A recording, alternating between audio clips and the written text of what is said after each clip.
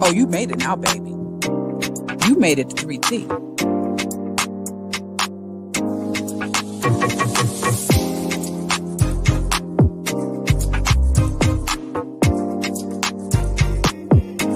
Come on and get this tea.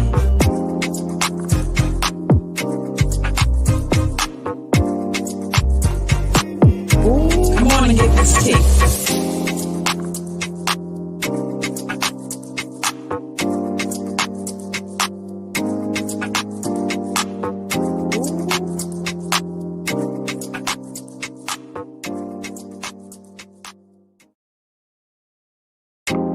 Oh, you made it now, baby. You made it to 3T.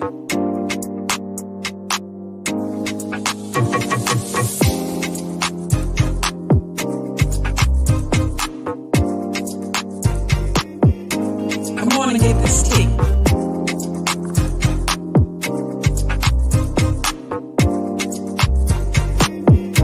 Come on and get this tea.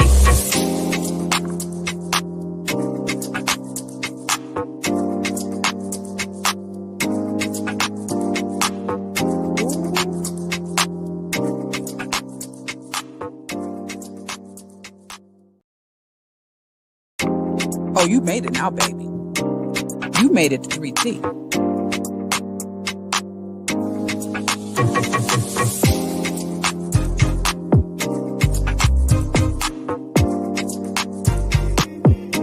Come on and get this tea.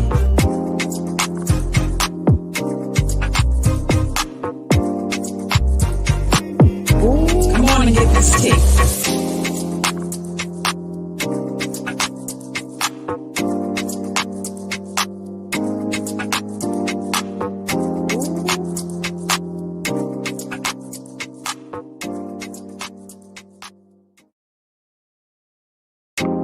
Oh, you made it now, baby. You made it to 3T.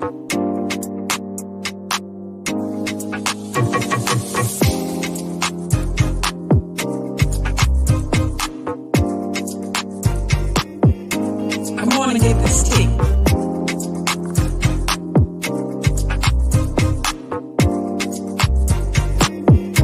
Come on and get this tea.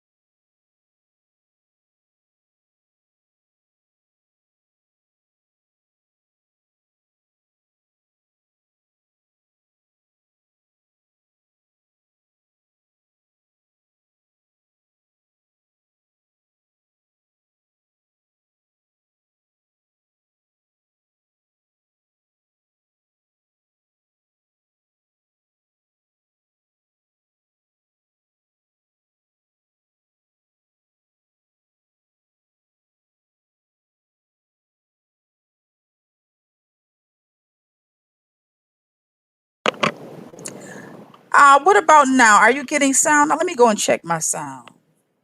Let me see. Let me see. Let me see. I can hear or it says that my sound is coming off. If you all can hear me, somebody let me know that you can hear me. Just let me know in the chat that you can hear, and if you cannot, let me know you cannot. I don't, but someone is telling me they don't hear any sound. So let me respond to this person. It appears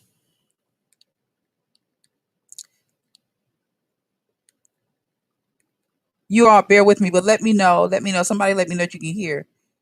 Hey, Dion, what's going on, brother? Okay, so Dion Wood said that he can hear sound now. Dion, did you not hear sound before? Let me know. Let me know if the sound was shoddy for a minute. Okay, so Dion says he has sound now. Did you have sound before, Dion? That's what I want to know. Did you have it before? So I'm over here just talking away. Mm. Okay, so this message was read. So let me see what it said. I'm gonna type it because I'm asking about sound, but Dion is not responding, and no one else. So let me see.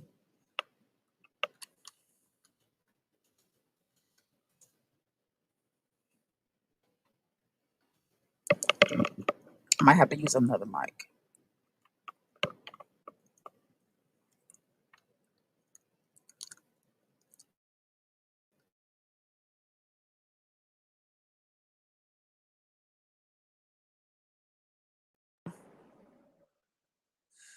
I think I just heard a pop in my microphone, my headset.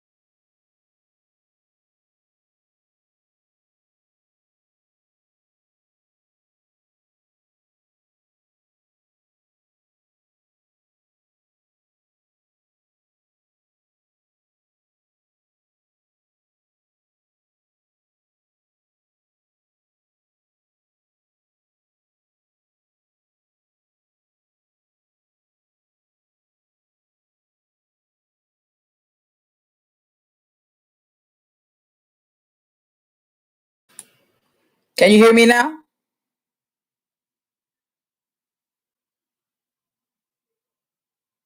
Can you hear me now? Can you hear me now? Can you hear me now? Can you hear me? Can you hear me? Can you hear me now? Can you hear me now? Can you hear me now? Can No. The hell is going on?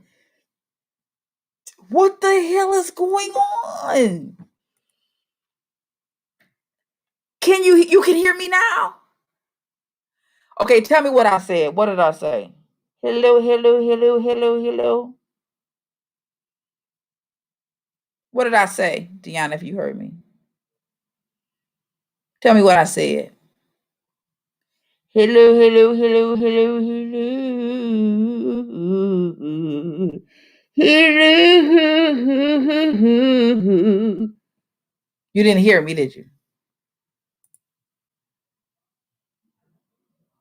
I'm really having issues with sound. Because I was just blowing it out. You didn't hear me.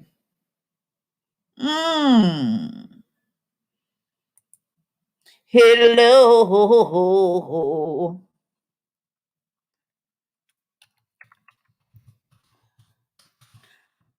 I don't hear any sound. No sound. What is going on?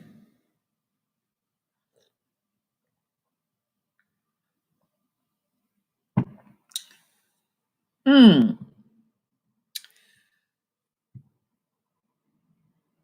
I'm not getting messages.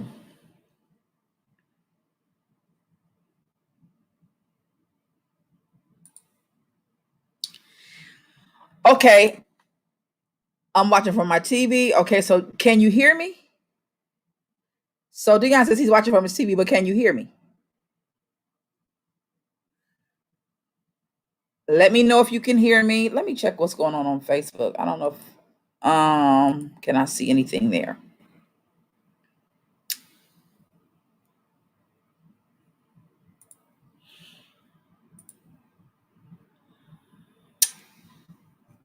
Let me know if you can hear me. If you can hear me. Okay. So Dion, you can hear me. Yes, you can hear me. If you can hear me, what am I saying now? Hello, hello, hello, hello, hello, hello, hello, hello.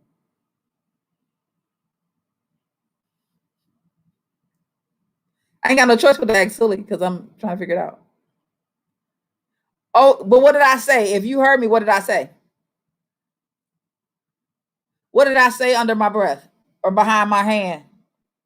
Hello, hello, hello, hello, hello, hello.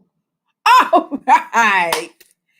Did you realize that I did it in my honky tonk voice? Hello, hello, hello, hello, hello, hello. Did you hear my honky tonk voice? Though, because it makes a difference. Did you hear it? Yes. Hello, hello, hello. Exactly. All right, all right, all right. This is wow. So we starting over again, I guess. Yes, that's the one. Hello, hello, hello, hello, hello, hello. Yes, that's the one. Thank you. Thank you for that.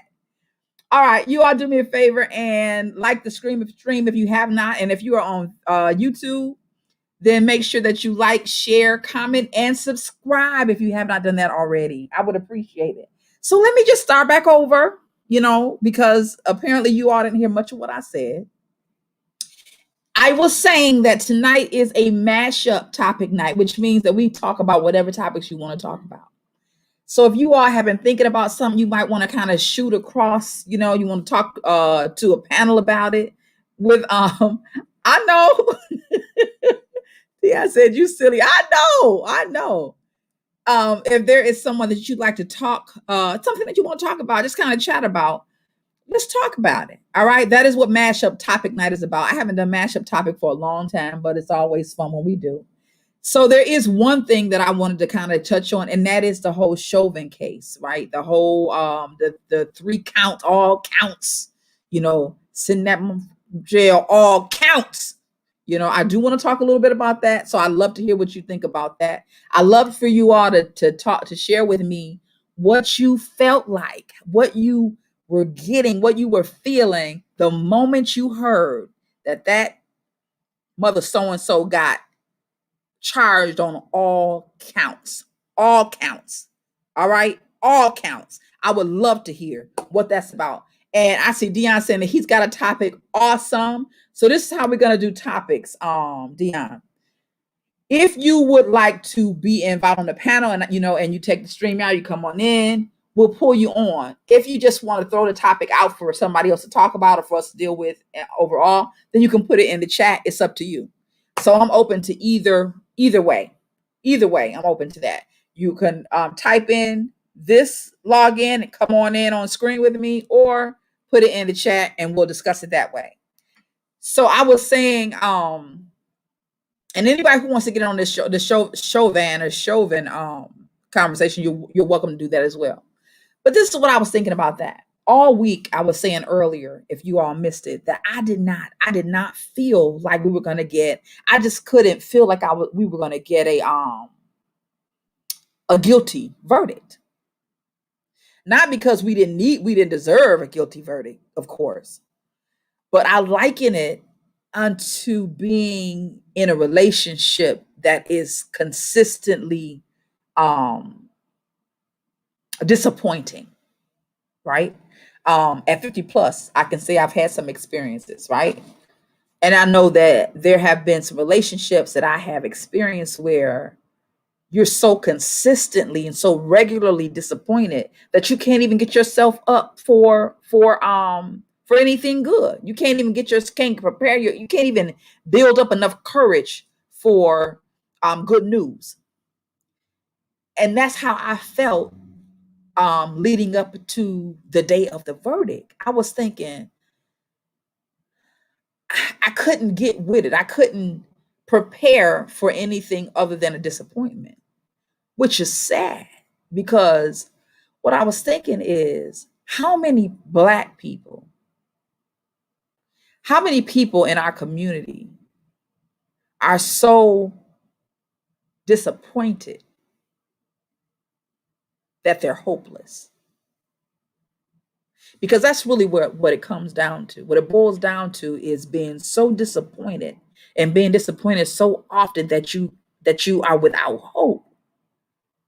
And that's where I was before I got the verdict, before we got the verdict.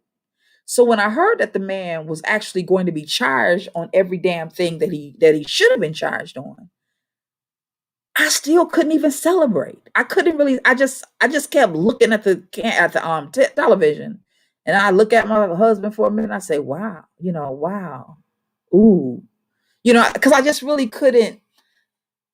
I couldn't celebrate because, like I said, it was like being in a relationship that's so bad and so regularly disappointing that you can't even get your nerve up for nothing except to be disappointed, and that's a damn shame.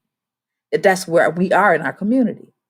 It's a damn shame that this guy finally getting what he so obviously deserved is a reason that we should celebrate. That's a damn shame. It is a damn shame that we have to celebrate the fact that you are finally doing the right thing. You feel me? We're gonna celebrate the fact that we're gonna celebrate you doing your reasonable service, which is to be good, and to do the right thing. It don't make no damn sense. It don't make no damn sense, but that's what we are. That's what we are in our community. So,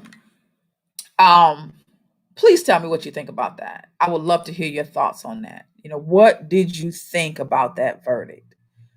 Were you preparing for something that we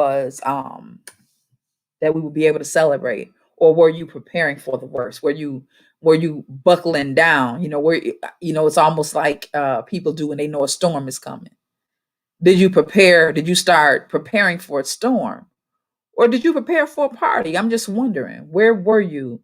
Dion, you said that you got one. What do you think about this topic? And we can move into the one that you want to talk about as well. Do you want to come in, Dion, or you want to stay you're just gonna chat? Let me know. You want to come on in, or you gonna chat? Hmm. Oh, oh, oh. Let me too. I'll put this link in here so it's easier to log in for those of you who want to come in on the conversation. So log in and join conversation. So he said, Dion said that he just wants to chat. Okay, that's up to you. That's up to you in that case. If you want to log in, come on. If you want to just chat, we can do that. But we can go ahead and deal with your topic. Let me know what your topic is, and we can talk about that a little bit, a little bit, a little bit. Also, what was your week like? What was your week like? I was gonna say that it was pretty good after the verdict, but then before we could do too much, how can I say? I don't want to say too much celebration because it was almost like too much. We celebrated, but we had to be cautious even before too much cautious celebrating. The thing went down about the little girl who got shot. The 15-year-old, and I don't know much about this story yet. So if any of you know more about this story, I would love to hear about what you know about this story. But the story had to do with, I want to say, a 15 or a 16-year-old girl who also was killed by the police. And my understanding is, but again, I don't know a whole lot about it. My understanding is this little girl, or this young lady, let me say that, this young lady was in a foster care home, and apparently some of the former foster care children of the same home, or young adults of the same home, have been giving her some issues and problems. So my understanding is that she came, or I'm sorry, whoever had been giving her an issue came over to see the young lady. But they were, battling. They were arguing about something or what have you. And it seems like maybe there had been some animosity between them. And the young lady, I understand, was trying to defend herself from this former foster care woman, because apparently the woman was 20 something years old, but the almost 30 from what I understand. And the young lady was only 15 or 16ish. But she came out with a knife, and when she came, and called the police at the same time. When the police came, she was wielding a knife, and the police shot her 4 times in the back, and use the example that use the excuse and said, but the girl had a knife. Now, I don't know a whole lot about that, but whatever you all know, I'd love for you to share it. I would love for you to share it. And then the one about the young man, it's happening so often and so fast. I can't even keep up with it. And I feel bad about that. But I'm not the one that should be feeling bad. These so-and-so's, I want to say what I want to say, but somebody told me stop doing that. I'm gonna mess up. Anyway, monetization as we move it in that direction. So I won't say exactly what what I'm thinking, but these jokers are killing us so fast that we can't keep count. Dion said, trained to kill on sight. Dion, listen. I said this to my husband the other day when I heard about this young girl getting killed. I can't think of the young man's name, but my understanding is he was a 17-year-old, light-skinned young brother. I just remember seeing his face coming across my Facebook and other places so often. But I said to Famar, I said, you know what I think? And I mean this. I really mean this. I said, I think that these people are meeting, right? I believe these people are meeting in the midst of this uproar lately, where Black people are becoming, or the Black community has become more vocal, and friends of the Black community have become more vocal, right? I believe that they're meeting with their people, many of who are law enforcement, and saying to them, shoot now, let them ask questions later. I believe that they realize that the hold that they have had on the Black community is coming to a halt. That's what I think. I think that they have, like you said, trained to kill on sight. They have systematically kept our people afraid, caged, and without recourse, right? That is systematically what they have been able to do with the help of the government and the system that we are all a part of, right? Except some of us are victims of. They've been able to keep us in this slavery, because this is another kind of slavery, is really all it is. That's all it is. But it's coming to a halt. And I think they realize it, because I think they realize that people are rising up slowly but surely. They're rising up. And not only slowly but surely rising up, but those around us who are not demonic, and are not necessarily Black people, but are not demonic, have said, wait a minute, because many of their eyes have been open. So I think they're saying, wait a minute, something ain't right about the way we've been doing this. So there's a mumbling and a grumbling in the land that wasn't here before. You understand what I'm saying? Dion said fourth and fifth generation Klansmen's children. Now we talking. I believe that's what it is. The time of the Gentiles are coming to an end. Exactly, Dion. I believe that. I believe that. And the thing is, I think they believe it too. And because they believe it too, they losing their minds. They are losing their minds. And unfortunately, what they're doing is they're killing our peoples like chickens. They are cutting our people down in the street like chickens, like a chicken farmer. You understand what I'm saying? This, so this thing is bigger, much bigger than we ever expected it to be. It's huge. It's huge. And I do think it's gonna get worse before it gets better. But at the same time, I think the Black community has to keep its head down. They gotta keep its head down and keep moving, because what they want to do is they want to keep us in fear. They want to paralyze us, because fear will paralyze you. We talked about that last week when we were when I was in an interview with Keisha.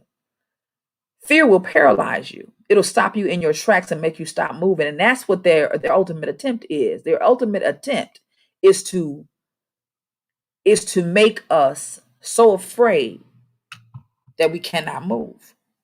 And because of course, if we don't move, then there's no progress. Dion's kill the most clear and present danger to their way. We are the most. Yeah, we are. Yeah, absolutely. I believe that.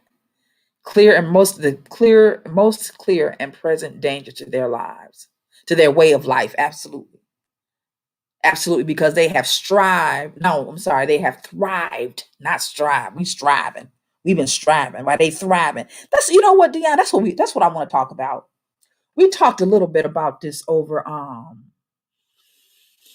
last week, and you asked me, because I was saying some things about the fact that we as Black people have got to come to the place where we understand that the economic strength of our community is going to be the only way that we can actually accomplish all the things that we want to accomplish. I really do think that.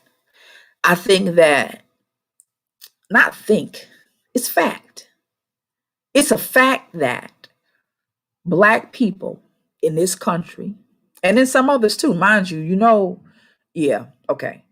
It's a fact that the Black community, let's just talk about this country because that's where we are right now, that we have been conditioned to be a part of, or actually to make up for the most part, to make up the working class of this country. So when we were brought here when our people were brought here as slaves, we were brought here as the makeup of the labor class, right? So we labor, right? Physical labor. Now, let me say this too. Africans were known to be very strong people in the body physically, right? But not only were they strong physically, they were strong mentally. I don't know if that, I don't, they didn't know that. I know they didn't know that. They didn't expect that. What they expected was that we were physically strong. They knew that from hanging out, watching and figuring out how they could dominate. Right. I'm looking at your note, dominant culture. Yeah, they figured out how while they were hanging out in Africa, doing a whole bunch of shit that they were doing, and looking for ways to dominate our culture or dominate our people. What they noticed is that they strong. They have a lot of strength, right? They didn't realize we had as much mental strength, but they knew that we had a lot of physical strength. And so they brought us back here to be their labor class, right? The problem with the Black community currently is many of us don't realize that we were brought here to be a part of the labor class, but our labor is what afforded them to live the lifestyles that they lived. So if we make up the class that do all the physical work for them, then they could continue to live, or they could use us to live the lifestyle that they wanted to live, not as laborers, but as recipients of our labor. Do you understand what I'm saying? So these people who ran these companies, who created these companies, right? Because that's what they did. They created, whether we're talking about it, cotton wasn't the only creation. I mean, well, not creation. Cotton wasn't the only production.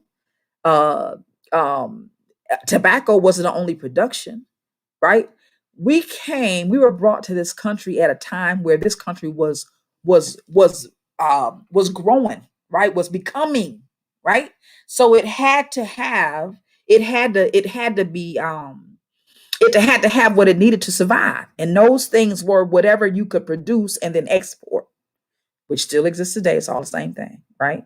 The country they had to find something in this country that was worthy enough that it could be produced and then worthy enough to be exported that people want it elsewhere, whether it's on a different side of the country or a different side of the world, right? But the labor for all these production companies came from people that look like me and you. That's what it came from, right? And we were conditioned for this lifestyle. We were conditioned to believe that we were necessary as workers in their production companies, right? Okay, you said white privilege is preconditions of stolen wealth. Absolutely, absolutely. So here's our problem today. The problem that the Black community, the problem that I have with my own community, is so many of us. First of all, it's a mindset. So we have to get to the place where we understand and we realize that we have been taught to be labored. So part of that is to put us in this capitalistic system. And the capitalistic system that we are in, we are not in it as capitalists. We're in it, or we've been in it as that person or those people who've been capitalized off of or on, right? So because of our labor, they capitalize on our labor and live the lifestyle they want to live. So the CEO of the company got you working or got have us working like slaves, right? And then off of what we produce, they could raise families, in the homes they wanted to live in and and live the lifestyle that they wanted to live. I often think about this.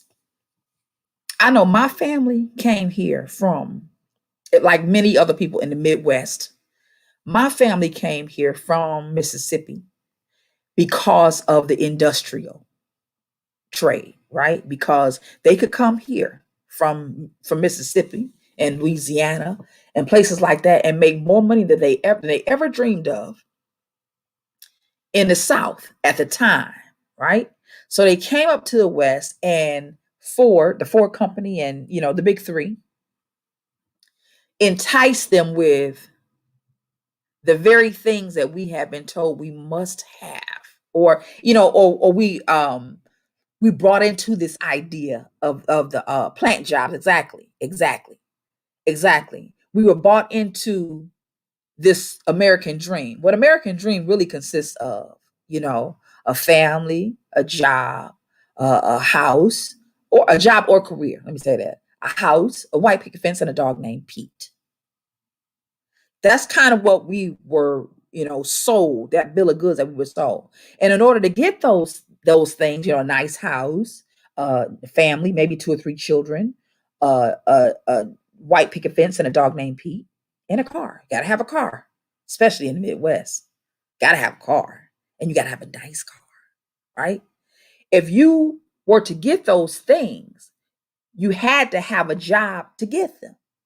This is the bill of goods that our parents were sold. You had to have a job to get them. So you got a job and you wanted a good paying job. And because the big three gave you a good paying job, which was considered good for somebody that was in the South, not considered good for any white man that was already here. You understand? But for somebody from the South, if you wanted to get a good job, if you had a good job, then you could afford those things. You could afford to get you a house. You could afford to get you a nice car. You could afford to raise a family. That was the whole idea. Not only just to get a house, but a house with a 30-year mortgage. A house with a mortgage. Listen to me now. A house with a mortgage that would take you more than half of your, or at least half of your adult life to pay it off. What is that? Think about that. When they came here, what they were told is that they needed to keep that job so that you can get a house with a mortgage for 30 years. That's a long damn time. 30 years. You paying on a house for 30 years? You know why? Because they knew if you had a damn house note for 30 years, that your ass was going to stay right there and let them run your life so that you can pay off that house note of 30 years. And then halfway through, they were going to sell you a bill of goods about how, listen to me. I mean, it's such a trap. You know, when you really step back and look at it, it's such a trap. We were in such a trap, in a trick bag. We've been in a trick bag for ages. And I do think that this is the time where we are right now. It's a pivotal time for Black people to come out of the trick bag. That's what I think. But in order to do that, it's going to be a sacrifice. You got to sacrifice something. You can't have everything you want and come out of the trick bag, because everything that we want is the stuff that they've told us we need, we want. Not need, but the stuff you want. One of those things is a nice house, a nice car, rather than a car, someplace to live. I'm saying, I want to get into details of that, but the point of it is we don't need everything we've been taught that we need. But as long as we believe that we need those things that they've told us give us status, then you're going to stay indebted. We'll stay indebted to the man or the boss or whatever for the rest of our lives. Give me 1 second, y'all. Excuse me, because I know that somebody going to tell me something that they can't hear or something. Okay, so somebody said the sound is not working. My baby sent me a message and says, I love you, good night. I love you too. I don't know if she's watching. All right. So let's see. I'm looking at your notes. Plant jobs, traditional nuclear family vacation once a year. Yeah, man. Exactly. So this is the trick bag we have been in, right? So if we come to the place in the Black community, if we come to the place where we recognize and we realize that we can still live without living like the Joneses, because that's the thing, keep up with the Joneses. If you got a house note, let me tell you this. I don't want no damn house note that's going to keep me in a house for 30 years if I got to stay up under somebody's thumb for 30 years to pay it off. So halfway through, that's what I was saying earlier. Halfway through, you paying off that house note, it ain't even halfway through. What about 10 years in? They're going to tell you that you could remortgage your house. Do you know how much equity is in your home? Now listen to this. You could remortgage your home and you could clear $15,000 in the value of your home. Clear that $15,000 and redo your house. New shutters, new this, new that, new the other. And if you're not using your mind instead of your emotions, right? What you'll do is do that. You'll want to do that. Oh yeah, you're right. I got some equity in my home. I might as well use it. It's like, and they'll tell you this, because this is a lot that they was telling, that the equity in your home, it's like money in the bank. Yeah, money in their bank. It ain't like money in your bank. You think about it, it's not like money in your bank, because it's the thing. You take the money out of your house, you redo the house and get all, it's fabulous. It's fabulous. And now you owe for another 10 years on your loan. So this is what happened to a lot of the people in the plant. And I'm not knocking them. I'm not knocking them because my parents raised me on that money I'm talking about. So I'm not speaking ill of them. I'm saying that I'm saying that we can do better now, and we should critically think about it and do better. So this is what would happen. So you got a house mortgage that was 30-year mortgage that could have easily turned into a 40, 50-year mortgage, easily, depending on how many shutters you put on your house, right? They get through sending them the window guys over with them double pane windows, and they so shiny and clean. You like, ooh, I understand, because I need windows right now. I don't want to get into debt to get them though. I don't want to be indebted to anybody, for that reason. Dion, you say interest rate goes through exactly through the roof. And if you ain't careful, they gonna own your home before you can make it another 10 years, right? So here's the thing. So our parents stayed in these homes, and many of them, or some of them, not many, because some of them remortgaged their houses out till they couldn't even keep them. That happened too. But here's the thing: some of them who followed the plan, who stayed in the plant for 30 something years, who now own their home after a 30-year mortgage. A lot of those people came out of the plant with so many ailments that they can't even enjoy the full 5 years of their life that they got left. And I'm saying 4 or 5 years, and it could be longer. If God would give us grace, it would be longer. But many times it's not. So you get out of the plan, and whatever life you have left, your body is down,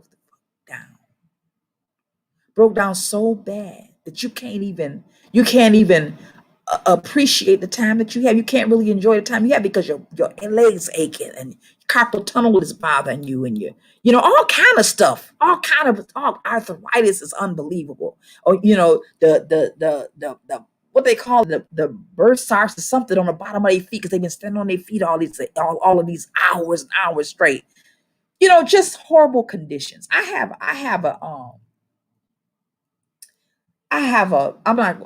know a woman who worked in the plant. She should be at this time, she should be about 68. And she said to me, she was one of the first black women that was in her, I don't know what they call it, the area in the plant or what have you. And she said, when I came in the plant, she said, you wouldn't believe it. She said, I was a totally different color than I am now. And I said, huh? She said, yeah, they put me in a foundry. And listen to this. She said, and I want to say she said she's the only woman in the foundry. She said, they put me in a foundry. I said, what's a foundry? She said, the foundry is, I want to say she said the foundry was like where they heat the stuff to mold the metal and stuff. So she said it was in the bottom of the plant. And she said it was like an oven. It was an oven. So she said, when I went in one complexion. When I came out the plant, I was this complexion. I said, what? She said, yeah. She said, yeah, I was cooked. My skin was cooked in that foundry. She worked there for like 30 years. Hot as hell, exactly 30 years. And she came out the plant at the retirement age. That was one of the instances that let me know how rough our people had it trying to live this this American dream, right? Here's the other thing I thought about. We came up on the south side, Corner Rapid and Motor, 3-bedroom house. I don't know how many square feet that house was, but I'm gonna say maybe 1,000 square feet, maybe. And I know that I remember that we used to, our house was decent, but to those who came up here for the plant at that time, thought that this was like major. These little bitty Cracker Jack box houses. And I remember that we would go over in the nose sometimes. My mother used to say, those houses that like over on Bay Street, they small too, little bitty Cracker Jack box houses. And I don't have no huge house either. I don't have no, that currently I don't. I'm just saying that they give us this bill of goods. And if you don't think with your mind critically, because we're not taught in America to think critically. You're taught to follow the masses. You're taught to be a sheep, right? I remember my mother used to say, man, these some nice houses over here in the nose. Little Cracker Jack boxes just like the one we had. I think they were a little smaller. The only difference between that house to me, I think that what she really liked about it is they were brick. I think is what it was. They nice brick homes. And as a kid, I would think, but they smaller than our house, right? That's what I was thinking. As an adult, what I know is this. We was all living in little Cracker Jack box houses. And they made us think that we had made it if we could get one of them little Cracker Jack box houses that you would live your entire life to damn pay for. What we have got to understand as Black people in the Black community is that We have to, if we're going to have any real power for over our own lives. I don't necessarily mean power and or lording over anybody else, because a lot of times people want to get out of one position so you can be in a position over somebody else, and that's not what I'm talking about. But if we want to get in a position where we have power over our own lives, we have to understand that it is not in labor, unless you're laboring for your own. If you're not laboring for your own business, your own real estate, or your own ownership, or then you're never going to have real power over your life. So, and whenever I say that too, I always think this. I want to make sure that people who know me understand that I'm not talking down. Or I don't mean to talk down on anybody who is working a job, because I don't work a job. Because I worked a job for 20 plus years. I worked a job. I start working at age. No, let me take that back. 20 plus years in a professional job, because I started working at age 15 and worked until I quit working and moved into working for myself about 7 years ago. But the stuff that I'm saying to you now, I didn't even see it when I came out. I didn't see it until I got out completely, and then could look back at it. But you know how they say you can't see the forest for the trees. It's you can't see it when you up under the when you in the forest. You can't see the trees because everything is too close. It's not until you get out that that you can actually look back and say, "Oh, that's a pretty tree," or "That's too many trees. We need to trim that up in there. We need to thin that out." So it's not like I always had this or this revelation. I didn't always have it. I didn't have it until I came out. What I do know is this, though. What I do know is this. My last year teaching for APS, Atlanta Public Schools, I remember I was in a leadership position, so that would allow me and afford me. Listen, you heard what I said, allow me and afford me to get out of the building sometimes and not be within the four walls of my classroom, because I was doing leadership stuff. And I remember this one particular time. I went to a Panera, like a Panera or Starbucks one. And I did it on the way from the big building where I had to go to main office and do some stuff downtown, and then come back to my classroom on the in Hood, right? So I stopped by Panera to get some coffee. And I remember that I walked in Panera, and it was like maybe a Tuesday, maybe 10 o'clock, something like that. And I looked and saw all of these white folk, because they weren't black. All these white folk that were just kind of sitting around Panera. I saw one guy on his laptop, and he was just kind of, with his little shorts on. What you call them? Little khaki shorts on, and some sandals. And he was just like. I looked over somewhere and I saw a woman with her child. The child might have been about 4 or 5 years old, and they were sharing breakfast. I looked over somewhere else and I saw all over. I just all over the room. There were these white people, some young, some middle-aged, some older, but all of them were having a leisure. Some were having business lunches, or the business breakfasts, because I could tell, by the interaction, the way they were interacting. So some were having business meetings, some were doing business, some were enjoying their families, but nobody was rushing around like I was. Nobody was looking at their watch saying, I need to hurry up before they start wondering where I am. Well, nobody doing that. They weren't doing that. And this was a Tuesday, like I'm saying, maybe 10 a.m., something like that, maybe 11 o'clock. Nobody was in a hurry, but they were taking care of business. And I remember looking around that room, and I said right there, I said, Lord, I need to have this kind of control over my own life. I just prayed. I just talked to God right there. I said, I don't want to be running around like somebody's slave. I want to be able to do the things that I enjoy doing, and the things that I know. And not that I enjoy teaching, because I'm a teacher today. I'm a teacher of my community, as opposed to for the man. Right? I'm a teacher today. But I said, Lord, I want to be able to do what I know you call me to do, where I want to move in my areas of success in my own time. and not have to sell my time for a dime. Because that's what it boils down to. You end up selling every hour for $1, every hour for $1, every hour for $1.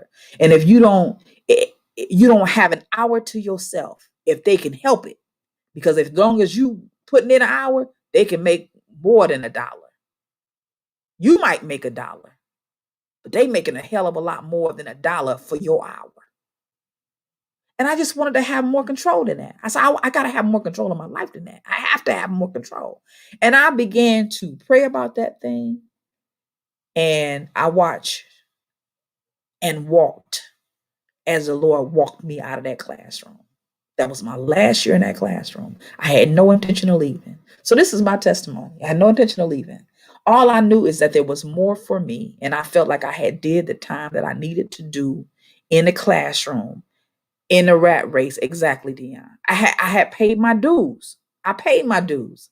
And I also felt like I know that what I had done with those children for 20 plus years was beneficial to them, just like it was to me. But I know that I could move on too. I knew it, but I had no intention of doing that, because what I was doing was what I was told to do. And that is get a degree and then work in your degree, and everybody's comfortable with that, include me for a while. But that year I walked into my classroom, my co-teacher will be my witness. I went into the classroom, and an APS, which I thought was stupid as hell, made me so mad. At APS, at the end of every year, we would pack up our rooms at the end of every year. But see, anyway. We pack up our rooms at the end of every school year, as if we were going somewhere else, but we come back to the exact same classrooms. And they would say to us, well, we're going to clean the building over the summer. You can clean the building over the summer without me packing every pencil from my classroom and taking it home. But see, that's the bullshit people make you do when you work for them. So every year, at the end of the year, and boy, did we have some stuff. I was teacher of the year when I left APS. I left teacher of the year for Atlanta Public Schools. Now, they have one for every school, but I was the one in mine. And I taught I'm proud to say that too. I taught in an alternative school for high schoolers. I was there my entire time. And when I left anointing another woman as teacher of the year. But when I got to my room to pack up my stuff that day, I looked over at my co-teacher. She's at the other side of the room. She was packing up her stuff. I looked at her out of nowhere and I said, I'm not coming back next year. She said, what? I said, I'm not coming back here next year. She stopped. She said, well, what do you mean you're not coming back? I said, I'm not coming back. She said, what are you going to do? I said, I don't know, but I'm not coming back here next year. I just made up my mind. She looked at me. She said, what are you talking about? I said, I just made up my mind. I'm not coming back here. I said, and I'm going back to Michigan. She was like, what? I'm telling you, it seemed like it came out of nowhere because I hadn't made that decision before that moment. I had not made that decision. I said, I'm going back to Michigan and I'm going to see what God has for me. I don't know what it is, but I know that I'm done with this. I know I'm done with this, and I'm not sure where I'm going to land, but I'm going back to Michigan. I packed up my stuff like I normally do. I was supposed to be going home to my apartment. Actually, I did go home to my apartment, put the stuff in the apartment, called my husband and said, when we go home for this summer, I'm going home to stay. He said, what? He was so happy because he had been saying, we were going back and forth. He had been wanting to come back to Michigan, just stay and won't need to sit in my head. But I really want to do the Atlanta thing. But at that moment, I was done with it. I said, I'm going back to Michigan. When I get back to Michigan, that's it. He said, so it's like you done? Yeah, I'm done. I'm going back to Michigan. And when I came back home to Michigan, I had no idea what I was going to do. But I'll tell you this, though. The moment I said to that woman, when I said to her, I'm going back to Michigan, and we stopped talking, I promise you this. It wasn't 60 seconds before ideas started flooding to me about things that I could do when I got back to Michigan. They started flooding to my head, and it was almost like somebody did like this and started pouring stuff in my head, just pouring it. And the ideas just started floating and floating and floating and floating. By the time I made it back to Michigan, like over the summer, because I still spent, I think the rest of that, no, yeah. I spent the majority of the summer there packing everything up. When I came back to Michigan, I had an idea. I had some ideas. One of them being, okay, I'm gonna teach at my table for K12.com because I'm a teacher. I could do that, right? And so what I did for the first year was I taught at K12.com for Atlanta, Georgia, from my table here in Pontiac, Michigan. But I only did it for a year because I'm gonna tell you what I realized. They wanted too much for that little bit of money. Even though I was sitting on my behind, they wanted too much for that little bit of money. And that's what I told them. Y'all want too much for this little bit of money. I'm out of here. They was like, are you interested in full time? Because they won't start you off full time. Are you interested in full time? Because you've been with us a year. You come out and say, no, no, I'm interested. No. You're not interested? Nope, not interested at all. Moving on. It got to the place where my husband was saying, well, what are you going to do? Because he got a little anxious, right? Because he thought he was fine with me leaving that job. But after a while, you start wondering, wait a minute, I'm used to you getting a certain kind of check, right? The money is funny. But I knew that God had something for me, and it was no longer doing what I didn't want to do. I just knew that. I knew it, and I told him that. We had a big discussion about it. I said, I know it. I know it beyond a shadow of a doubt. I feel it in my knower. As my old pastor used to say, I just know my knower. I know what this is, and I'm going to follow it out. I'm going to ride it till the wheels fall off. Well, make a long story short, although we've been in pretty long already, right? Well, rather than give you all the details of the story, currently, I work for myself. I have several streams of income. I'm not rich, but I do well, and it's getting better every day. And I'm happy. My time is mine. If I say to you, I can meet you at 4:00 in the evening, I do that. If I say to you, I'm going to meet you at 11 o'clock in the afternoon at Panera, I can do that because my time is mine. I see somebody else coming in. Hey, Shabazz, Malcolm Shabazz, how are you? Thank you. Peace to you too. King, peace to you. My time is mine. It's like a gift and I mean that. It's like a gift to get up every day and work on something that fulfills me.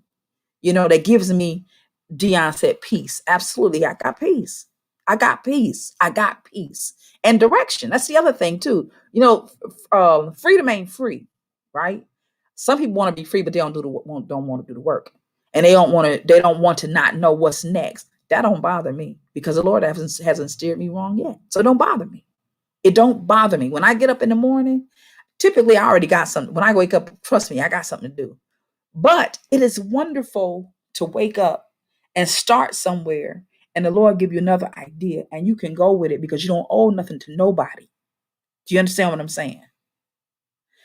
So that's the place that I think we have to get. We have to get to the place. We have to understand that as Black people, that we are not going to really own our own lives, really have control and power over our lives until we are completely responsible for it. And that's how you are when you running your own thing. And it don't have to be by yourself.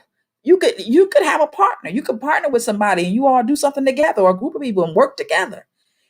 But we got to have control over our lives. We have to have, and that's the only way we're going to do it.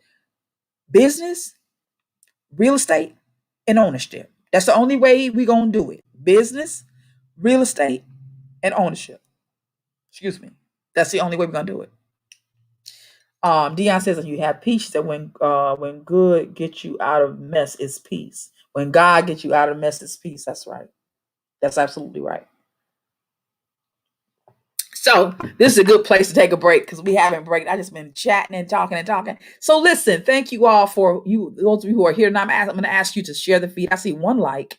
Do me a favor and like the feed. Like the feed. Like the feed. I hate to beg you all to like the feed or share the feed, but in this work that I'm doing, this is part of the work that I do. I'm not monetized on YouTube yet, but I am working toward it every week. So when you see me, this is work. I don't know y'all realize that either. This is work. It's not easy. It's not easy. This is what I get oftentimes. People call me and say, "Oh, what package are you using for your stuff? How do you do your so-and-so video? How do you do that? What do you do?" Listen, let me tell you, this shit ain't easy. It's not easy, but it's fun. It's fun because this is what I do. I don't mind doing it, right? Because I know how to do it, but it's time consuming, very time consuming. So when you hear these influencers and YouTubers and they saying like and share the feed, like and share the feed. Let me just explain to you, those of you who don't know. We're asking you to like and share the feed because eventually your likes and shares will turn into money for us. It will turn it if we're monetized. You cannot get monetized before you have at least 1,000 subscribers. But once you have them, you can get monetized. So if you really want to help somebody, like and share and comment. That's what you have. That's what we need you to do. And not on Facebook. I mean, you can do that, but Facebook won't pay us a dime. I don't care how many people you have. But YouTube will, right? YouTube will if you have at least 1,000 subscribers. So like and share the feed, please. Like the share. It don't cost nothing to do that. It don't cost you nothing. Nothing at all. Some of you say, well, I want to, support you. And some of you do. D Woods is one who always supports. And I really appreciate that. I do. You will be surprised. It's a gratification for those of us for our work, right? For working, for putting material together, for pulling graphics together to make it interesting. It ain't easy, but we do it because we love it. We do it because we like it. But if you consume it, participate. Participate. So like and share the feed. We're going to take a quick break. And we'll talk about what I'm drinking. You can hopefully tell me what you're drinking. We'll move on to some more topics and call it a night. We're gonna get out of here real soon. It's already 11:12. So let me hit this. And you all pay attention to it because this is coming up soon.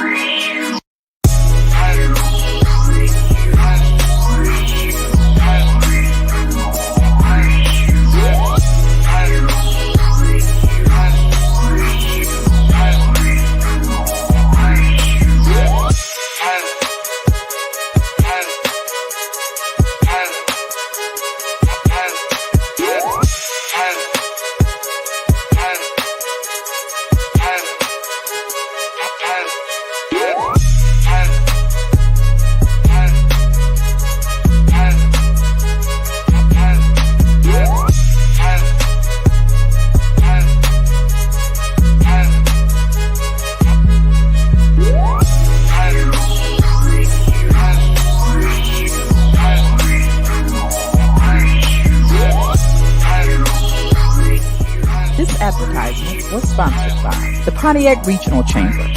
Your growth is our mission. Be sure to join us for the next Black Dollar Power Market, Saturday, May 1st, 1 to 7 p.m., 520 West Walton Boulevard, Silver Lake Church of the Nazarene.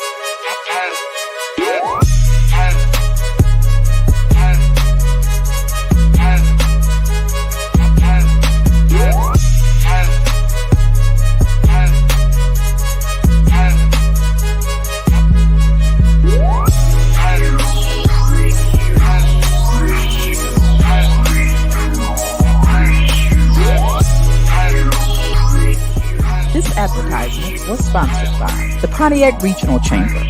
Your growth is our mission. Be sure to join us for the next Black Dollar Power Market, Saturday, May 1st, 1 to 7 p.m., 520 West Walton Boulevard, Silver Lake Church of the Nazarene.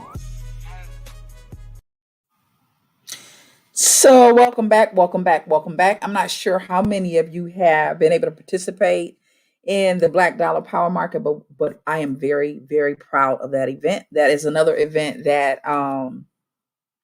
is a part of my company, which is VBTouray Empowerment Events, LLC. That is one of our signature events, and I'm very excited about that. With the Black Dollar Power Market, we try and give business owners space and an opportunity to show what they procured, to showcase their high quality goods, services, and merchandise. Right? We have 3. I know this is like a plug, but I mean, we're doing good for the community. Period. And if we were talking about who shot who, or who slept with who, or who got what disease, or who's gay this week, or who got caught in somebody's bed this week, or who is no longer gay but they're heterosexual this week, or who's heterosexual, if we were talking about all of that stuff that people don't want you involved in, then that's the kind of stuff that everybody wants to know, right? But I'm about sharing. I want to share the business that it's beneficial to us, the business that helps us to live our best lives, right? The business that will help us to grow and help us to be successful. So the Black Dollar Power Market has 3 really reasons for being. First, of course, is to build the economic strength in the Black community. That's basically, that's our purpose, right? But you can expect that there will be, at every Black Dollar Power Market, you're going to have business owners of high quality goods, services, and merchandise. This is not a flea market. We don't let anybody in, right, just because you got something to sell. But it has to be nice stuff, nice stuff that has been, and with referrals, right? So that's the first thing. The second reason is to give our community access and regular access to high quality goods, services, and merchandise, right? We want our customers to know that they can come to that when they see that sign, the Black Dollar Power Market, they know that they can get they're at a respectable place, right? A reputable place where they can find high quality goods, services, and merchandise. So when I say high quality goods and services, I mean resources as well, right? Things that help you build your business, or give you information about business, and businesses that are available in our community that hold their hands out for the in open arms for the Black community. And then our third reason for having the Black Dollar Power Market is to give our non-Black friends, family an opportunity to circulate their dollars in the support of the Black community in the same way that the Black community has supported theirs. And I don't have to explain that because y'all already know. Okay. All right. So that's the purpose of the Black Dollar Power Market. So if you are in the Detroit metro area, we want you to join us. We would love for you to join us. I can honestly say this, and I'm very happy to say this, that come June of next month, it'll be our first full year of doing the Black Dollar Power Market, which did not start out we didn't start out doing to be a Black Dollar Power Market. We started out just doing something on Juneteenth. But it went so well that we continue to do it. So it'll be a full year this Juneteenth, although I'll be on a whole different family empowerment camping trip. I'm going to tell you about that next week. Now I think about it. Yep. Tell you about that too.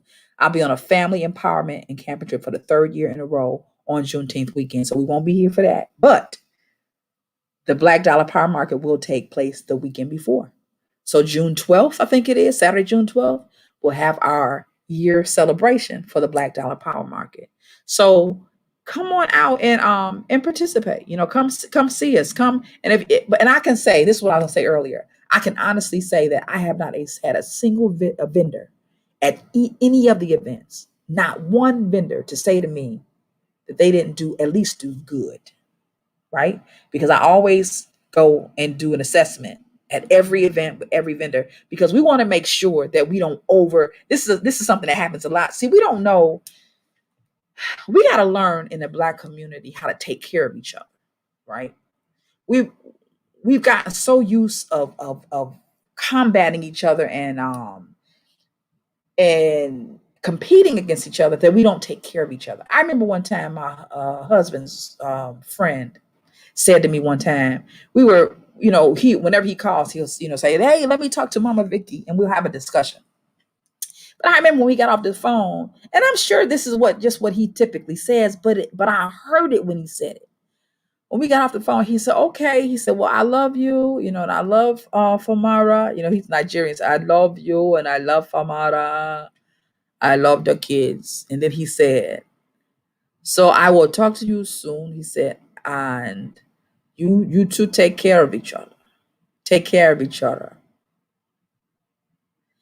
And I heard him, I said, "Take care of each other." And I thought, that's for real.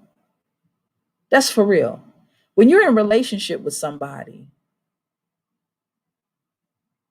I don't think, for the most part, we're not looking to take care of anyone. We're oftentimes in a relationship trying to see what I can get out of it. And that's just the truth. Or how can I be treated in it?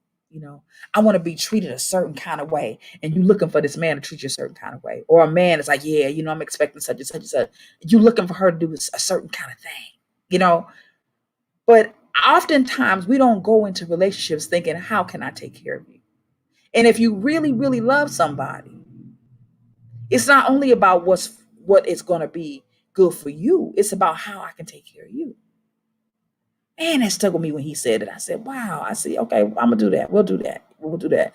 I mean but that's for real though. That's real love. Kind of like Keisha was talking last week. She was talking about love, and oftentimes love doesn't look like what we have been told it looks like, or so we don't necessarily function in real love. I think coming into something with the mindset that you're gonna take care of somebody, I'm gonna take care of you. That's real love, because it's not selfish. It's selfless, right? So when we talk about business in the Black community, in those relationships as well, we have to learn how to take care of each other. We don't take care of each other.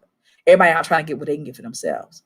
So one thing that we try to do in the Black Dollar Power Mind, not try to do, we have done. We have been successful at doing it. Thank God. And I hope and I plan to continue to do that. But one of the things that we do is we don't overbook a whole lot of the same thing, because we want it to be beneficial to everybody. I want it to be beneficial to me as a host, but I also want it to be beneficial to you as a vendor, right? So we're not gonna have 20 people selling popsicles. That's not fair. It's not fair to the people selling popsicles. We're not gonna have 8 food vendors. Why would you have 8 food vendors? Because if you have, I mean, unless now if this experience is close to what we have seen at Hart Plaza back in the day, that's different. You need 8 food vendors. But if you're expecting to see 200-300 people, if you really want your vendors to make money, you can't overbook a whole bunch of vendors selling the same stuff. That's not fair. Then in that case, it ain't really about them. It's about you getting the money for them tables. We don't want to do that. So I'm very happy to say we have not had that situation. And I've not had a single vendor not say to me that at least they did good. Usually they say, this is what I hear: "I did good, I did well," or "I did great." So that blesses me. When I bless them, that blesses me. And I mean that. So I see somebody else coming in. Dion said, "It's my ministry." It is my ministry, Dion. And how about this? Me and Dion went to church together back in the day. What's interesting to me, Dion, is ministry don't necessarily look like we were told it looked right. I remember hearing our pastor say to me, "You're a pastor's wife. I can see it. You got all the makings of a pastor's wife." That may or may not have been the case, but I don't know if a church would want to hear from me, because I ain't got nothing but the truth. They always looking for the truth when they sit in the church. That's another conversation. That's another conversation. All right. So Jabril the builder. Jabril, what's going on? How you doing, brother? I miss you. I miss seeing your face. I do. I'm glad to see you here tonight. Tell your brother I said hello. I love both of you. I really do. Okay, Dion says, what can I do for you at my expense? What can I do? Exactly. Exactly. What can I do for you at my I heard that before, Dion. That's real love. What can I do for you at my expense? That is real love, right? So we got to do that. And so we try to do that, or we have done that with the black dollar power market and our vendors, our partners, right? Because that's really what they are. The vendors are partners. So our partners, we've been able to really make it successful for them. And the events are always free. That's the other thing. You cannot expect people to make a whole lot of money if you charge them for the event for to get in the event. If they get in the event and they got to pay to get in the event, then they probably are not going to buy. So anytime we have one, the event is free. The event is free to get in, and then you buy, and you buy and you play. And I have people. We got people. Shout out to Pat Henderson, for instance. She's one of the people. We have several though, but we have some people that come to the event and they come to get a haul. I said that I'm gonna have. Excuse me. I'm drinking my tea. I'm gonna tell you what's in a minute.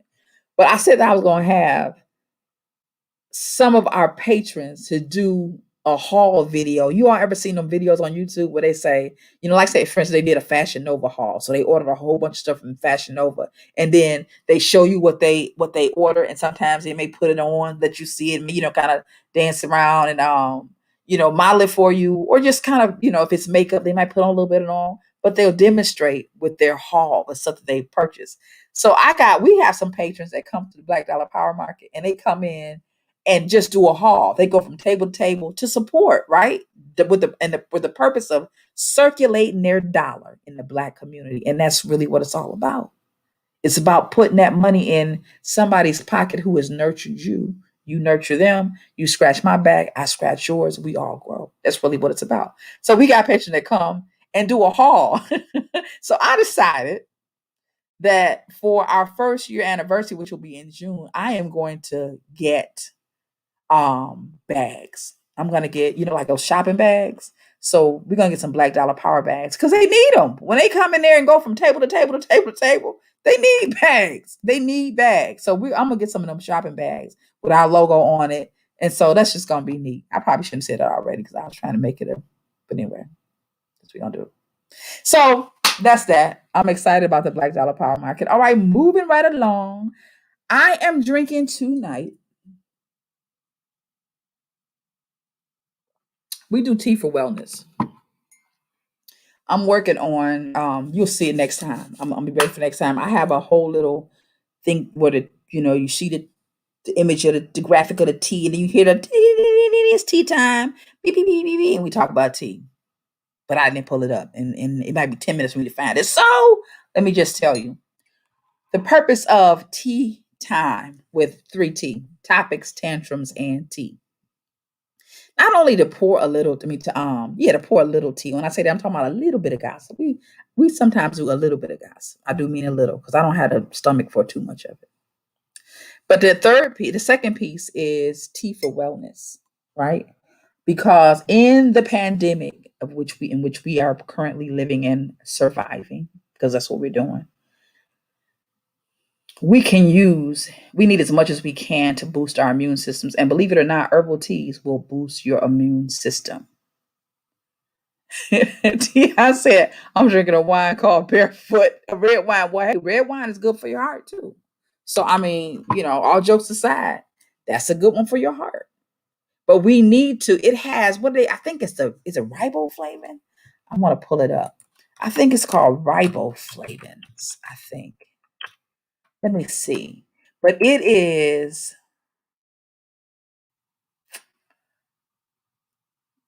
okay, I can't pull it up. I don't want to spend too much time on it right now. But I think that's what it is. Anyway, there's something in red wine and chocolate, dark chocolate, in dark tart cherries that are good for your heart.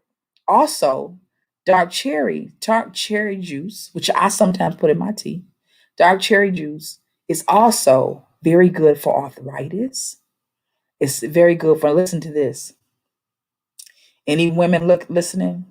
over 50, over 45. It is good for your menopause symptoms. It will help you sleep. It'll make you sleep like a baby, not just women. Dark cherry juice will make you sleep like a baby. So sometimes I put it in my tea too. Like for the sugar, I'll pour it. Now it's a little tart. It's tart, but I like tart cherry. So it's no big deal for me. But sometimes I pour it in my tea and drink it with my tea. You only need a half a cup, and you will sleep like a baby. And when I say sleep, I'm talking about your breathing will, is not late. I mean, you'll sleep like a baby. It's good for arthritis. It's good for any aches and pains. If you drink, I'm gonna be talking about tea, and I'm talking about cherry. Well, you could drink dark cherry tea. It's all the same thing, right? Salty.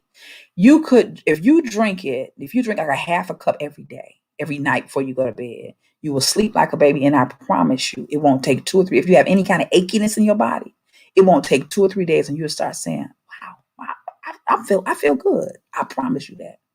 I get this brand from Myers, and it's called.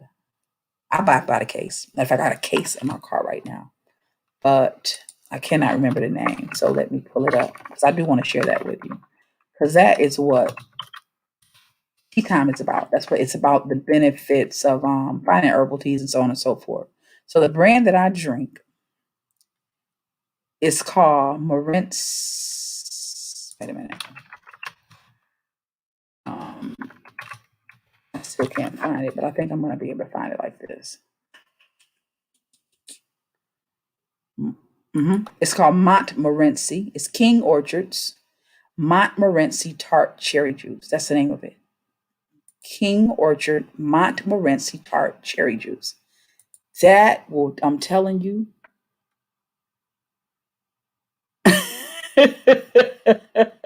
Dion said, I feel like a grown up. Like MASHUP, I feel like a grown up listening and watching. Good, good. I'm glad because you are grown up. And Keisha said she tried it. Keisha, so Keisha, tell me how it helped you. Just, chat me or either come in, doesn't matter. Tell me how it helps you. Tart cherry juice is no joke. I did a video about it on Facebook, on YouTube, to share with my lady friends that are of age like I am, because that's how much it helped me. It was unbelievable. It was unbelievable. So I put that in my tea sometimes. But currently, I am drinking. Keisha, I'm waiting for your answer because I would like to share it with them. But currently, I'm drinking green tea, and in my green tea, I have some um, apple cider vinegar raw, because apple cider vinegar has so many properties. Okay, so Keisha Palmer said it helped with her sleep and her hip pain. I'm telling you, it's unbelievable. If you make it a habit, it will be your habit. I mean that. But then again, I like the way it tastes. So I drink more than I need to. Sometimes I drink a whole cup, and it don't do nothing but make you sleep a little better, really. But it's like it's medicine. It really is medicine. And I am learning that I am turning into my mother. Because I remember when I was younger, my mother used to always be at the health food store buying stuff that just didn't make. I remember her having cherry juice, but she was stingy with it. She was only going to get, like, she'd get them little, what's the name? I don't think she got enough to really make it do what it's supposed to do. I just go all the way out, and I go to Costco because that's who they had. That's the cheapest there. It's like $6 for one of those 64 ounce, I think it is. I just get the whole case, 6 of them. I play on it. I'm like old boy on what was that movie with the principal, the crazy principal? He just passed too, I think, early, like last year, earlier this year. Mr. Clark said, "Don't you smoke crack? Don't you smoke crack? Don't fuck around with it. Go ahead and kill yourself expeditiously." That's how I was about to tart cherry juice. Don't play around with it. If you're gonna drink it, drink it. Drink it for real, for real. And that's what I do. So it's good stuff. All right, so back to my cup. I have green tea, which has plenty properties. It's good for helping to regulate and I don't have them all right now, which is why I should have my card up, but I'm not going to be able to find this quick. It is good for helping to regulate your blood pressure. It is good for helping to regulate diabetes. It is what do you call it? It's good for anything that you have going on with sinusitis and in your sinuses, and so is the raw apple cider vinegar. So I put a little bit of that in my tea. And then I'll usually put raw honey because raw honey also is good for antifungus, antiviral stuff, anything that's going on in your sinus cavities, right? So I add a little bit of that to my tea. So like Dion, like you said, we grown folk now. We grown folk. So we need to do what grown folk do. All that stuff that they creating in them labs is not the best thing for us. It just ain't. And especially in a time like this, because we want to be as healthy as possible. So this is really basically, this is what I call my concoction tea. And anytime I'm feeling anything viral in or anything that has to do with sinus cavity, which is this time of year, that's what we deal with. At least that's what I deal with. But if I drink this on a regular basis, if I make this and drink maybe 6 cups a day, well, I drink mugs, of course you can see. But if I drink maybe 4, 5, 6 mugs, throughout the day, just kind of throughout the day, and I make it a regular, this is what I'm drinking today, maybe some water too, but this is what I'm drinking today. What I find is in about 2 or 3 days, something that would have turned into a sinus infection does not turn into sinus infection. And I know that it would because I used to have them all the time. And this right here, when I start making this concoction of green tea, I'm going to tell you the full thing. Green tea, organic green tea, raw apple cider vinegar, raw, I said, that's important because it has all the properties in it. You don't need to filter nothing out. Raw apple cider vinegar, raw honey, not pure. It's different. There's a difference. The pure is filtered, not the filtered stuff. Raw honey, natural lemon juice from a lemon, squeeze, right? Ginger, I often use this right here. You see my bag is beat up. I oftentimes use this right here. Anthony's organic ground ginger root. I get this in a big giant bag from Amazon. It lasts a long time because it's strong. Put a little bit of that in the tea, and that is what I call my concoction tea. I will put a link to that in this video because I do have that. So I'll put a link to it in the video. I'll put a link to the video explaining the concoction tea. I call it VBTouray concoction tea. But that will take care of any of your stuff. It will take care of any of that viral stuff stuff that's going on in your head.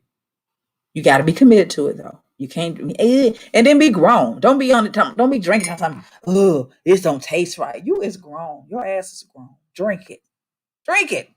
Damn it. You're grown. So you're not a kid no more, right? So drink it. And if it's too strong, with the ginger, then put a little less ginger. If it's too strong with the apple cider vinegar, then put a little less in it. And you can always counter your apple cider vinegar with your honey, if you're not dealing with diabetes or something like that, right? But I'm telling you, that concoction tea, it'll get you right. But commit to it. Give it 2 or 3 days. It ain't gonna work like that stuff they make in they put in a pill and give you, and it knocks it out fast, but then you wake up and your eye don't work.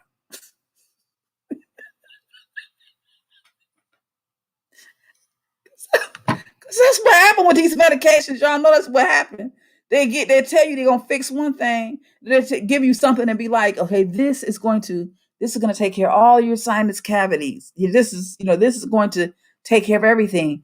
Take this pill, even a sinus pill. Then you take the sinus pill and you feel like you floating on cloud 9. You can't even think, so your head just it's crazy. This Commit to it. Commit to it and give it 2 or 3 days. It's going to do what you need it to do. Concoction tea. In the link of this video, I'll put a link to the concoction tea video. It's like 5 minutes. All right.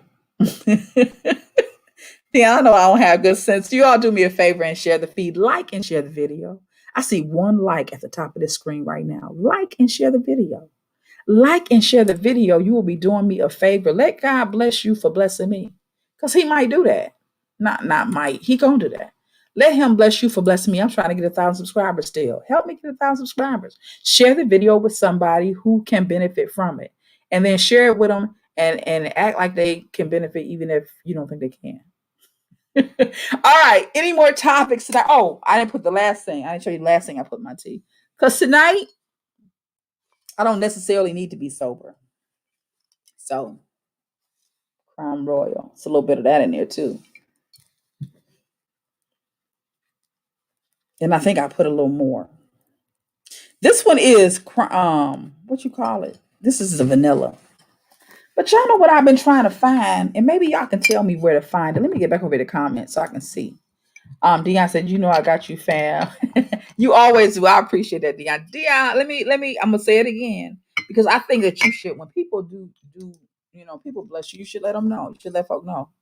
You should let folk know. D always bless me. He always blessed me. He was one of the. He wasn't the first, but he was the second person that said to me, "I hope you don't mind me sharing this, D." He was the second person that said, "Well, let me take it back to before the first person that gave me a cash app for one of my videos. I didn't know her at all. And she watched the video and she said,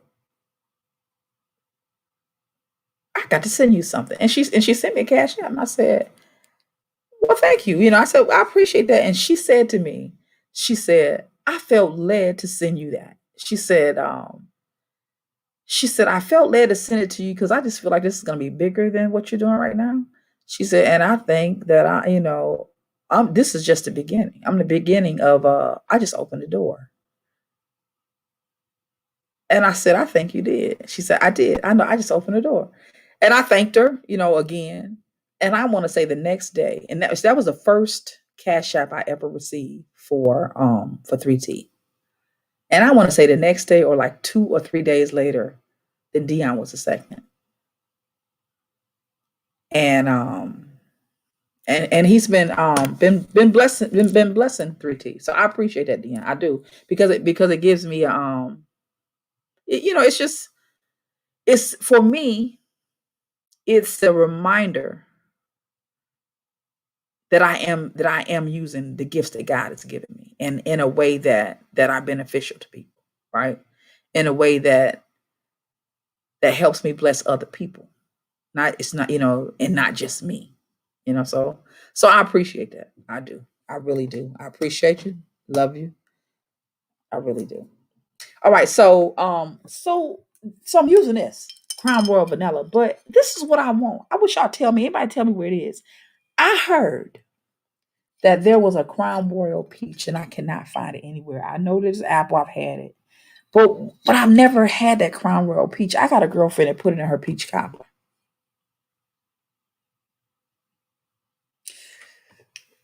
So I want to try that. If y'all know where to get it, please let me know. I keep checking Costco and Sam's Club, and I can't find it there. If y'all know of another place where I can get the Crown Peach, the Royal Crown Peach, please let me know because I want some. Deanne said your gift will open doors for you. Yes, it will, and it will make room for you, brother. To make room for you. I'm a living witness. So that's the other thing that's in my cup. So it is 11:43. So we're about to come to a close. We really are. Let me do this other quick commercial, and then we'll finish with one more topic. So if anybody has anything particular that you want to talk about, let me go ahead and put this up, and you can call in and we can do it, or you can chat. Put it in the chat and we can do it. So let me know. Meanwhile, let me just get this quick commercial up and going.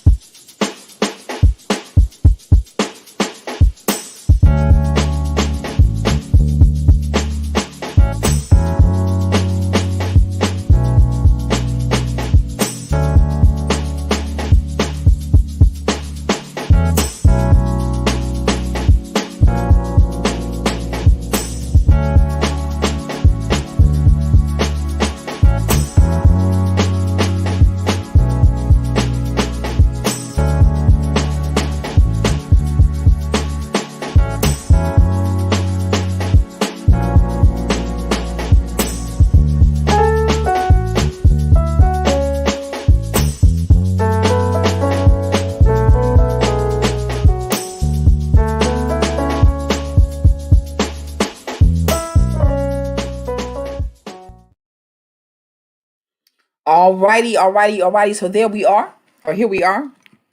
Those bonnets, of course. Let me snatch one if I can find one real quick. Yeah, I can. Those bonnets, as you see, were done for VBTouray Family Enterprises, Brown Sugar Babies in Gambia. and they are available in our store. Here's one of them. It's just like one you saw. They are all satin lined. I love that.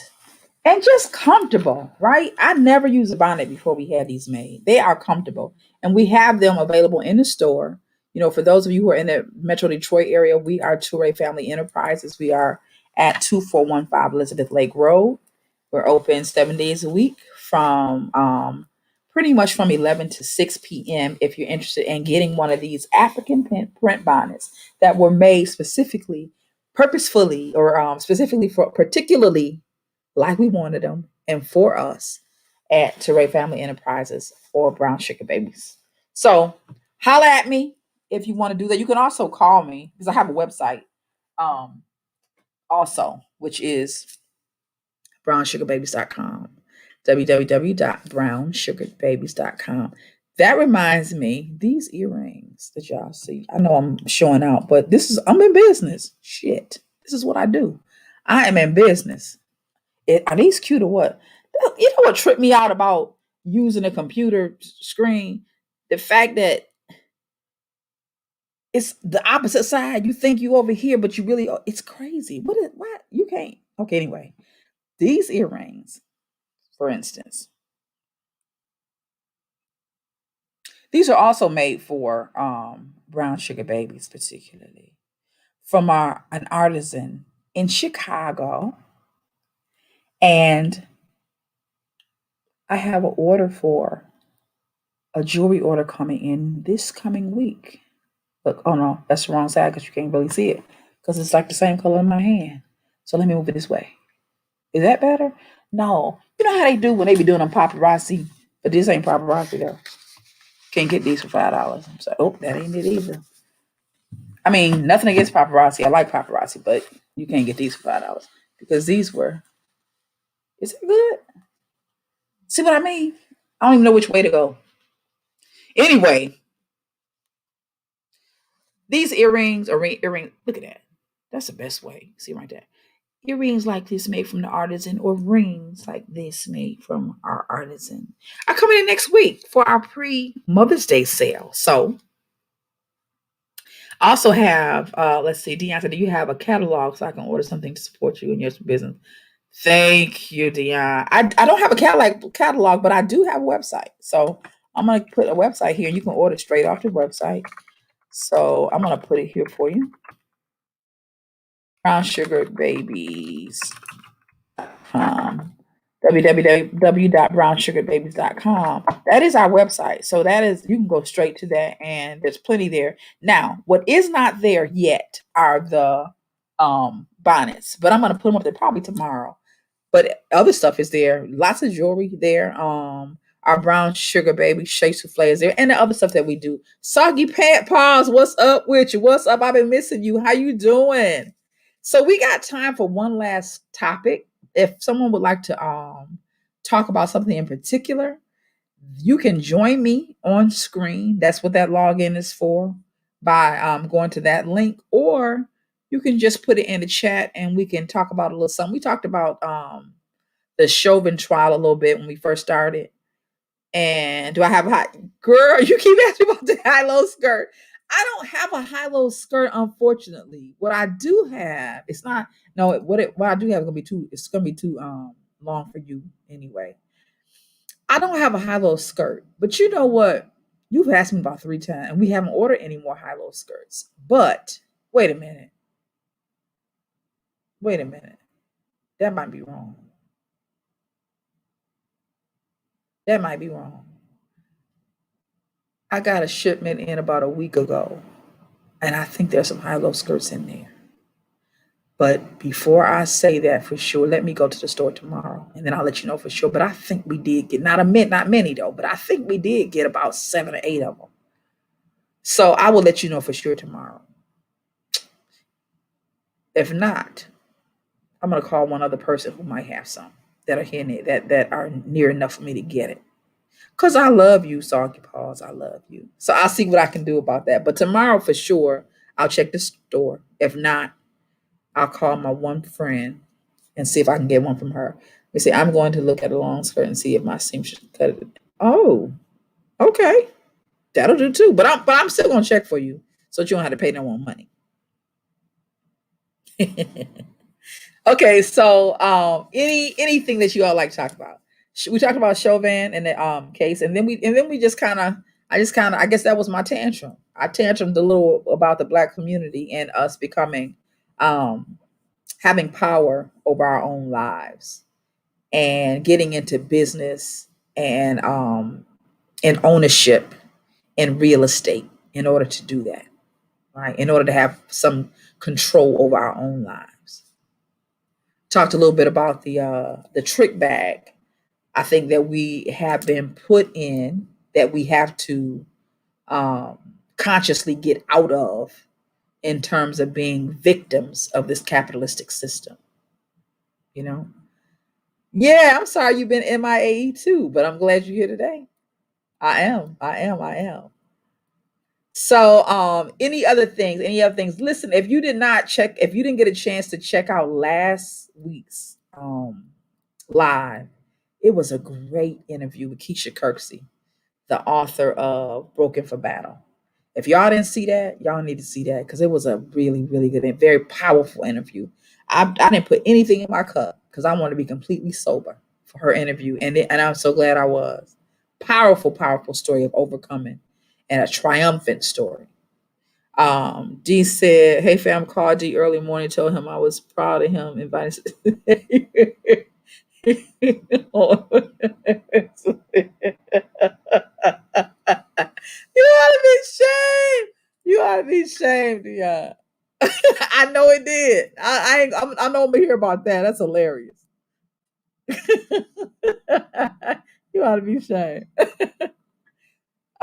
So it was a wonderful, wonderful interview. So y'all check that interview out. One other thing that I showed you all last week, and I didn't put it in. I said I was, but I'm gonna do it tonight before I get off here. Last week I was drinking my tea, and I put this in my tea, and I'm like, why she got it in this? Because it came like this. It came in this golden sleeve. All right. So this is natural organic hibiscus berry syrup made by one of the vendors and business owners from the Black Dollar, or he vended at the Black Dollar Power Market. Completely all natural. And if you don't know what kind of properties hibiscus has, you need to find out. I also have a video about hibiscus tea. So maybe I'll put that in the link too. So there'll be quite a bit of information in this particular details of this particular video. But this is I'm gonna put his information there too, because I want you to be able to get it if you want to.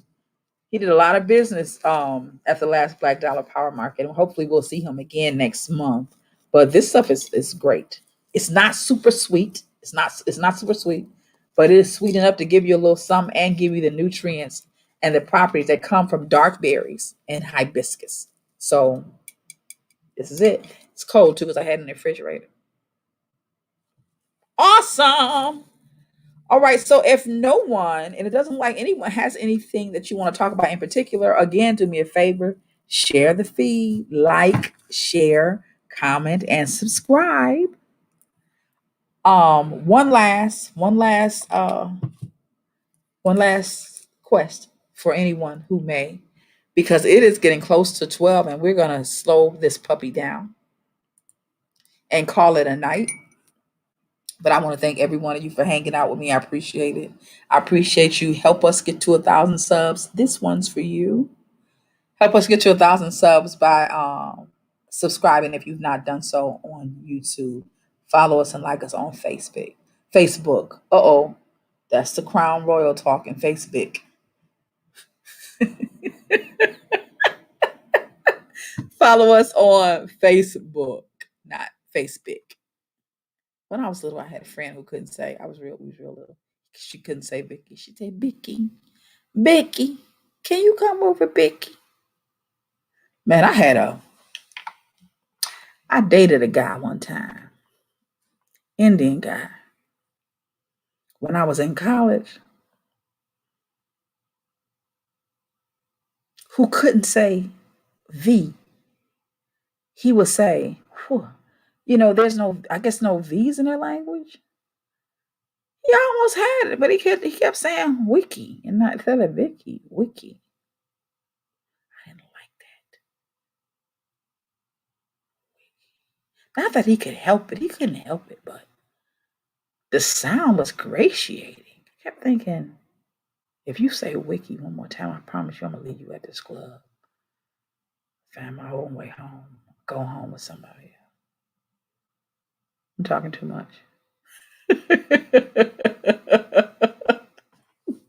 Thank you, Soggy Paws. I'm enjoying it. You thought you remember him? Yeah, you do not remember him. This is Wayne State University. All right, look, this is we're gonna call it a night. Again, I appreciate y'all. Love y'all to life. I mean it. No, he wasn't that well before. He's at Wayne State. Wiki. I was like, ooh, if he say wiki one more time. You all have a wonderful, wonderful weekend. Enjoy yourselves. Take care of yourselves. Love on somebody. I have my mentor says, take my love. What she said? She say, take my love, share it with your family, and save some for yourself. So I'm gonna say that like Dr. J say, take my love, share it with your loved ones, but save some for yourself. Y'all have a wonderful night. Love you to life. I hope to see you next week. Same place, same time. Thanks for hanging out with 3T. Now, you can help us build this platform by simply taking a moment to like, share, comment, and subscribe.